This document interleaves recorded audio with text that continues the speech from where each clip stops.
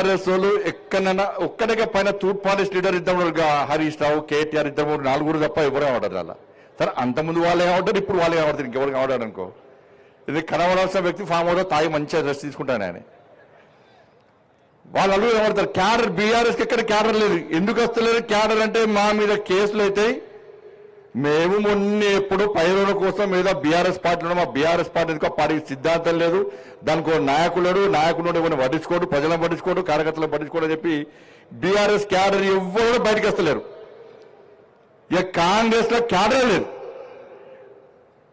రేవంత్ రెడ్డి ముఖ్యమంత్రి ఎట్లయినా మన వల్ల అయినా మన వల్ల మనం కొట్లాడితే ముఖ్యమంత్రి ఆయన అయ్యాడు ఎప్పుడన్నా రేవంత్ రెడ్డి ఎప్పుడన్నా రైతు ఉద్యమాలు చేసిండా విద్యార్థి ఉద్యమాలు చేసిండా నిరుద్యోగుల కోసం కొట్లాడిండా రైతుల కోసం కొట్లాడిండా మహిళల కోసం కొట్లాడిండా ఎప్పుడైనా సనాతన ధర్మం కోసం కొట్లాడిండా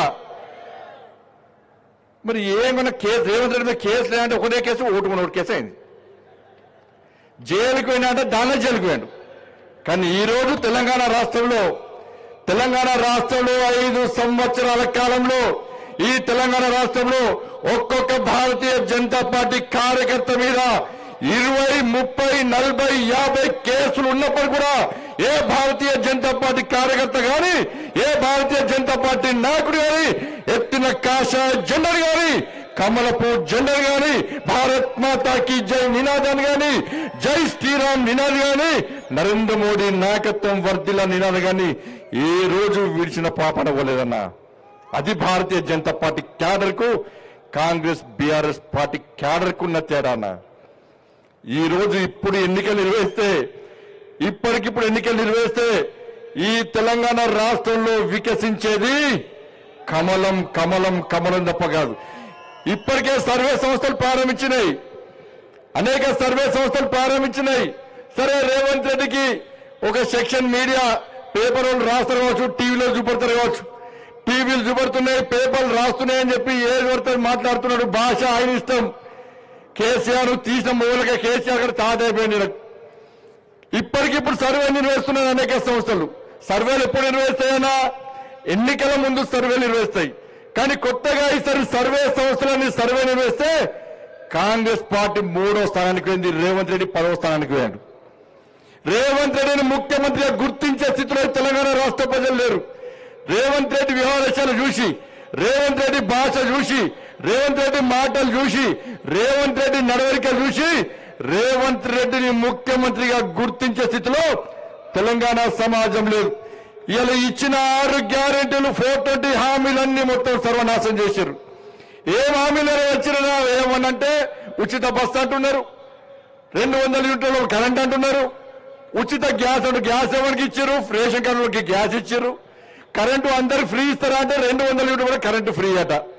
ఆర్టీసీ బస్సు అంటే బస్సులు మొత్తం బంద్ చేసారు మళ్ళా దానిలో కొరికెలు పెట్టిరు అలా ఇవాళ మేము అడుగుతున్నాం ఈ వేదిక సాక్షిగా ఇలా కిషన్ రెడ్డి గారి నేతృత్వంలో ఇంత పెద్ద భారీ బహిరంగ సభ నిర్వహించడం ఈ వేదిక పెట్టిన తర్వాత కాంగ్రెస్ పార్టీలు భారతీయ జనతా పార్టీ విమర్శ చేస్తున్నారు మీ విమర్శలను పట్టించుకోం ఈ వేదిక సాక్షిగా మేము అడిగే ప్రశ్నలకు మీరు సమాధానం చెప్పండి మీలో కొన్ని నియతుంటే నిజాయితీ ఉంటే మీరు మీ సోనియా గాంధీ మీద ఒట్టు పెట్టారు సోనియా గాంధీ సంతకంతో లెటర్ రాశారు ఈ దేవుని మీద ఒట్టు ఖురాన్ మీద ఒట్టు పెట్టారు బైబిల్ మీద ఒట్టు పెట్టారు భగవద్గీత మీద ఒట్టు పెట్టారు నానా ప్రమాణాలు వేసారు వల్ల మేము చేసే సమాధానం మేము చెప్పిన మాటలు సమాధానం చెప్పండి చలో రైతుల విషయంలో రైతులను మోసం చేసింది వాస్తవం కాదా రేవంత్ రెడ్డి సర్కార్ చెప్పాలి ఇలా రుణమాఫీ చేస్తున్నారు 2 లక్షల రుణమాఫీ చేస్తున్నారు సాక్షాత్తు వ్యవసాయ శాఖ మంత్రి ప్రకటన చేసిండు ఇంకా 22 లక్షల మందికి రుణమాఫీ చేయాలని చెప్పి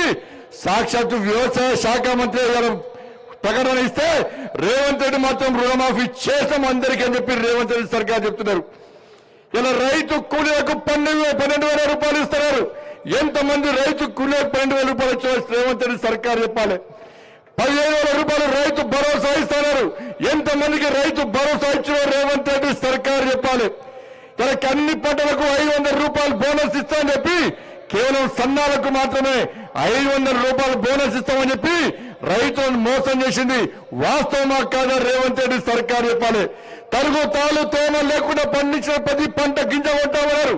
తరుగు పేరుతోని తాలు పేరుతోని వాళ్ళు రైతులను ఏ విధంగా మోసం చేస్తున్నారో రేవంత్ రెడ్డి సర్కారు చెప్పాలి.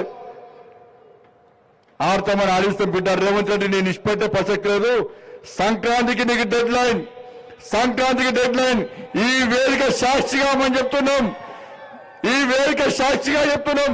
మనమంట గంగిరెద్దులో కదా భారతీయ జనతా పార్టీలు గంగ అచ్చొచ్చిన ఆంబొత్తులుగా తెలంగాణ రాష్ట్రం దోచుకుంటే దొంగలు మీ కాంగ్రెస్లు. అదే మీ గంగిరెద్దులు వాళ్ళందరూ వాళ్ళ మీరు అంటున్నారు. Sankranti deadline Revanth Reddy. సంక్రాంతి తర్వాత ఏ ఒక్క కాంగ్రెస్ పార్టీ నాయకుని రోడ్ల మీద తిరగడం, ప్రతి గల్లీలో పరిశీలిస్తాం, ప్రతి వీధిలో పరిశీలిస్తాం, ప్రతి గ్రామంలో పరిశీలిస్తాం, ప్రతి మండలంలో పరిశీలిస్తాం. రైతులకు ఇచ్చిన హామీలను నెరవేర్చాల్సిన బాధ్యత నీది. లేకుంటే గ్రామ పంచాయతీ ఎన్నికల్లో గాని రాబోయే ఎన్నికల్లో నీకు గుణపాఠం చెప్పడానికి తెలంగాణ రాష్ట్ర ప్రజలు సిద్ధంగా ఉన్న విషయాన్ని గుర్తుంచుకోవాలి. మహిళలను మోసం చేశారు. పెళ్ళైతే తులం బంగారం అన్నారు. ఎంతమందికి తులం బంగారం ఇచ్చారు? ఇంటికి వచ్చిన కోడలకు 2500 రూపాయలు ఇస్తారు. ఎంతమంది కోడలకు ఇచ్చారు? అవ్వా తాతలకు, అత్తలకు, మామలకు 4000 రూపాయలు ఆసరా పెన్షన్ ఇస్తున్నారు. ఎంతమందికి ఇచ్చారు? ఇలా స్కూటీలు ఇస్తున్నారు, యువతకు స్కూటీలు ఇస్తున్నారు. ఎంతమంది స్కూటీలు ఇచ్చారో ఒక్కసారి తెలంగాణ మహిళా సమాజం ఆలోచించాలి. ఇలా అమ్మలక్కలందరూ కూడా, అవ్వలు తాతమ్మలందరూ కూడా టీవీల దగ్గర చూస్తున్నారు. ఈ 100 రోజుల పాలన అని చెప్పి, ఈ సంవత్సరం పాలన అని చెప్పి విజయోత్సవాలు చేసుకుంటారు. కనీసం ఇప్పుడైనా ఆసరా పెన్షన్లు ఇస్తారా మాకు తులం బంగారం ఇస్తారా మాకు స్కూటీలు ఇస్తారా మాకు అని చెప్పి 2500 రూపాయలు ఇస్తారా అని చెప్పి అమ్మలక్కరు, అవ్వలు, తాతలందరూ కూడా కళ్ళలో కొవ్వొత్తులు లెక్క పెట్టుకొని చూస్తున్నారు కదా.